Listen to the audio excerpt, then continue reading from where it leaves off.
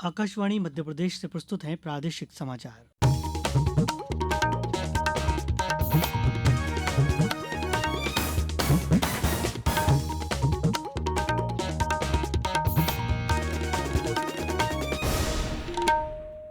नमस्कार, समाचारों के साथ मैं रत्नेश सोनी। सबसे पहले मुख्य समाचार। देश में सहकारी बुनियादी ढांचे को मजबूत करने के लिए सरकार प्रतिबद्ध, कहा केंद्रीय मंत्री अमित शाह ने। मुख्यमंत्री ने राज्य संग्रहालय भोपाल में इमर्सिव एक्सपीरियंस सेंटर का किया लोकार्पण। इंदौर के ऐतिहासिक राजवाड़ा में 20 मई को होगी प्रदेश मंत्रिमंडल की बैठक। प्रदेश में तेज धूप के साथ बारिश का दौर जारी। अब समाचार विस्तार से। केंद्रीय गृह और सहकारिता मंत्री अमित शाह ने बंद हो चुकी प्राथमिक कृषि ऋण समितियों के आर्थिक पुनरुद्धार के उद्देश्य से नई नीति के लिए योजनाओं की घोषणा की है। अहमदाबाद के साइंस सिटी में गुजरात राज्य सहकारी संघ द्वारा आयोजित सहकारी सम्मेलन को संबोधित करते हुए श्री शाह ने इन समितियों को पुनर्जीवित करके देश में सहकारी बुनियादी ढांचे को मजबूत करने के लिए सरकार की प्रतिबद्धता पर जोर दिया। सहकारिता मंत्री ने 2029 तक देश भर में हर पंचायत में एक प्राथमिक कृषि ऋण समिति स्थापित करने के सरकार के महत्वाकांक्षी लक्ष्य को भी रेखांकित किया। सहकारी समितियों के बीच सहयोग के सिद्धांत पर सरकार के ध्यान केंद्रित करने पर प्रकाश डालते हुए श्री अमित शाह ने कहा कि इस पहल से सहकारी जमा राशि में 11,000 करोड़ रुपए की वृद्धि हुई है। आज अंतर्राष्ट्रीय संग्रहालय दिवस मनाया जा रहा है। इस अवसर पर प्रदेश में विभिन्न कार्यक्रम आयोजित किए जा रहे हैं। मुख्यमंत्री डॉक्टर यादव ने आज राज्य संग्रहालय भोपाल में इमर्सिव एक्सपीरियंस सेंटर का लोकार्पण किया। इस मौके पर उन्होंने कहा कि हमारा मध्य प्रदेश बहुत समृद्ध है। यहाँ की पुरातात्विक सामग्रियां हर काल हर युग में गौरवशाली अतीत की ध्वजा लिए खड़ी हैं। अतीत के प्रवाह में ऐसी कई सारी चीजों का बहुत समृद्ध है मध्य प्रदेश, लेकिन ये बात सही कि हम रहे न रहे, ये हमारी पुरातात्विक सामग्रियां हरी उस गौरवशाली अतीत की ध्वजा लेकर हर काल हर युग में दुनिया के सामने सीना तान करके बताती है। इसलिए तो सिंधु घाटी सभ्यता पे हम गर्व के साथ बता सकते हैं कि हाँ, हमारी धरोहर क्या है। कार्यक्रम में मुख्यमंत्री ने विभिन्न जिलों की पुरातात्विक धरोहरों पर आधारित पुस्तकों का विमोचन भी किया। इंदौर के केंद्रीय संग्रहालय में छायाचित्र प्रदर्शनी, म्यूजियम वॉक व संग्रहालय के क्षेत्र में कार्य करने वाले विशिष्ट जनों का सम्मान कार्यक्रम आयोजित किए जा रहे हैं। जबलपुर में रानी दुर्गावती संग्रहालय में आज 7 दिवसीय छायाचित्र प्रदर्शनी का शुभारंभ लोक निर्माण मंत्री राकेश सिंह द्वारा किया गया। केंद्रीय कृषि मंत्री शिवराज सिंह चौहान ने आज महाराष्ट्र में एक राष्ट्र एक कृषि और एक टीम का लक्ष्य प्राप्त करने का आग्रह किया। उन्होंने कृषि क्षेत्र में भारतीय कृषि अनुसंधान परिषद और अन्य हितधारकों के बीच समन्वय की आवश्यकता पर बल दिया। श्री चौहान ने कहा कि उनकी सरकार प्रयोगशाला और भूमि के बीच के अंतराल को पाटने के लिए वचनबद्ध है। उन्होंने कहा कि कृषि विस्तार अधिकारियों के साथ भारतीय कृषि अनुसंधान परिषद के वैज्ञानिक गांवों का दौरा करेंगे और कृषि में नवाचार तथा बीज की नई किस्मों को लेकर किसानों को शिक्षित भी करेंगे।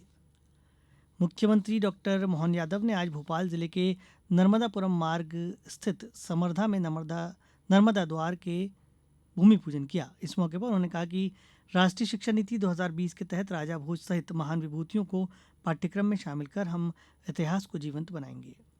उन्होंने कहा कि ऑपरेशन सिंदूर के तहत भारतीय सेना ने देश के दुश्मनों को करारा जवाब दिया है। मां भारती के सम्मान और स्वाभिमान के लिए हम सब सदैव एकजुट और समर्पित हैं।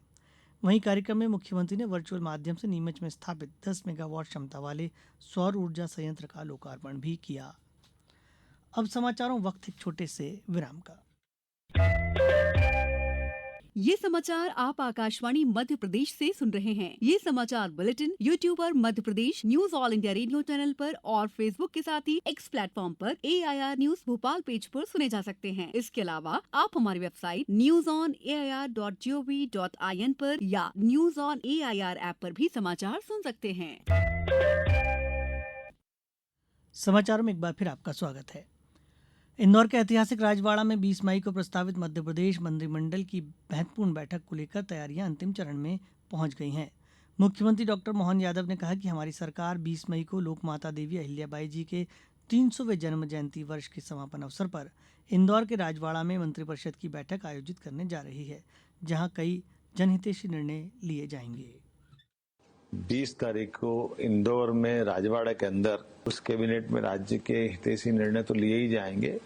मैं मान के चलता हूँ कि वो सच्चे अर्थों में हमारी अहिल्या महारानी की स्मृति का दिवस रहेगा, जब तिथि के हिसाब से उनका जन्म जयंती वर्ष है साथ ही साथ उनका विवाह वर्ष भी 20 मई को है। और एक और बात, मल्हारराव होलकर जी की भी पुण्यतिथि उसी दिन है। 3 योग बने हैं जिनके आधार पर हम उनको स्मरण करना चाहेंगे। और उल्लेखनीय है कि 20 तारीख से लगा करके 31 तारीख तक ऐसे कई अलग अलग कार्यक्रम भी होंगे। भारतीय सेना द्वारा ऑपरेशन सिंदूर की सफलता पर भारतीय सेना के शौर्य एवं पराक्रम के प्रति आभार व्यक्त करने के लिए आज दतिया में पूर्व गृह मंत्री नरोत्तम मिश्रा के नेतृत्व में भव्य तिरंगा यात्रा का आयोजन किया गया। हमारे लिए राष्ट्र प्रथम है और देशभक्ति से बढ़कर कुछ नहीं। हाल ही में ऑपरेशन सिंदूर की सफलता ने इस बात को साबित भी किया है। अब आकाशवाणी भोपाल आपको मौका दे रहा है अपनी देशभक्ति की भावनाओं को जाहिर करने का। प्रादेशिक समाचार एकांश भोपाल द्वारा राष्ट्र प्रथम देशभक्ति का जज्बा नाम से एक कार्यक्रम चलाया जा रहा है। इस कार्यक्रम में आप अधिकतम 40 सेकंड का एक वीडियो संदेश बनाकर देश के प्रति अपनी भावनाओं का इजहार कर सकते हैं। इस संदेश को रिकॉर्ड कर हमारे व्हाट्सएप नंबर 9406523035 पर अपने नाम और स्थान के साथ भेज दीजिए। हम आपके संदेशों को रोज अपने समाचारों, समसामयिक कार्यक्रमों और सोशल मीडिया प्लेटफॉर्म्स पर साझा करेंगे। नंबर एक बार फिर सुन लीजिए, 9406523035। आइए अब सुनते हैं खंडवा जिले के पंधाना निवासी जितेंद्र कुमार भावरकर का ये संदेश।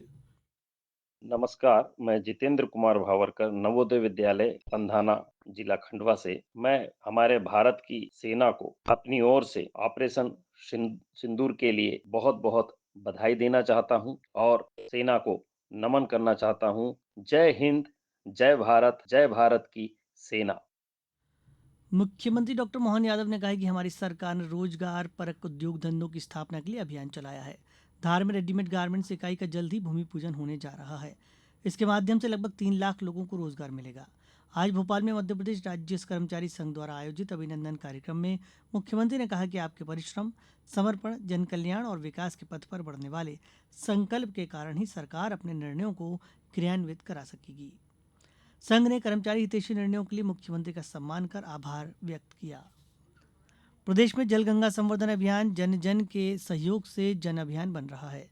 देवास जिले में अभियान के माध्यम से जल संरचनाओं के निर्माण एवं गहरीकरण का कार्य किया जा रहा है। इसके साथ ही नदी, नालों, कुएं, बावड़ियों एवं कुंड की साफ सफाई की जा रही है तथा उनमें से गंदगी और गाद बाहर निकाली जा रही है। अभियान के तहत मध्य प्रदेश जन अभियान परिषद द्वारा देवास विकासखंड के ग्राम निकलन के निष्कलंकेश्वर महादेव मंदिर की बावड़ी की साफ सफाई करने के साथ ही स्वच्छता की शपथ ली गई। खंडवा में जन अभियान परिषद के जिला समन्वयक द्वारा सदस्यों को अभियान की जानकारी देते हुए जल संरक्षण का महत्व बताया गया। प्रदेश में कहीं तेज धूप तो कहीं बारिश का दौर जारी है। प्रदेश में अगले 4 दिन यानी 21 मई तक दिन में लू चलेगी, जबकि रातें भी गर्म रहेंगी। वहीं भोपाल, इंदौर, उज्जैन, जबलपुर समेत प्रदेश के अधिकांश हिस्सों में तेज आंधी और बारिश का दौर भी रह सकता है। मौसम विभाग के अनुसार 3 साइक्लोनिक सर्कुलेशन सिस्टम इन दिनों एक्टिव हैं। इनका असर प्रदेश में भी देखने को मिल रहा है। आज झाबुआ, अलीराजपुर, धार, बड़वानी, खरगोन, खंडवा, बुरहानपुर, हरदा, बैतूल, पांडुर्णा, सिवनी, मंडला और बालाघाट में तेज आंधी के साथ हल्की बारिश हो सकती है। और अब कुछ समाचार संक्षेप में। बालाघाट जिले की आंगनबाड़ियों में 23 मई तक 10 दिवसीय विशेष शारीरिक माप अभियान का आयोजन किया जा रहा है। शिवपुरी में आज केंद्रीय मंत्री ज्योतिरादित्य सिंधिया ने जिले में संचालित विभिन्न विकास कार्यों की गहन समीक्षा की। खंडवा में पदस्थ अनुसंधान अधिकारियों एवं कर्मचारियों को नवीन आपराधिक अधिनियम 2023 के प्रभावी क्रियान्वयन हेतु प्रशिक्षित किया जा रहा है। नीमच जिले की सभी पंचायतों एवं नगरीय निकाय के वार्डों में खसरा, समग्र खाद्य, ई-केवाईसी के लिए 14 से 17 मई तक महाअभियान आयोजित किया गया। इस बुलेटिन में बस इतना ही। हमारा अगला बुलेटिन सुबह 7:10 पर रहेगा। नमस्कार।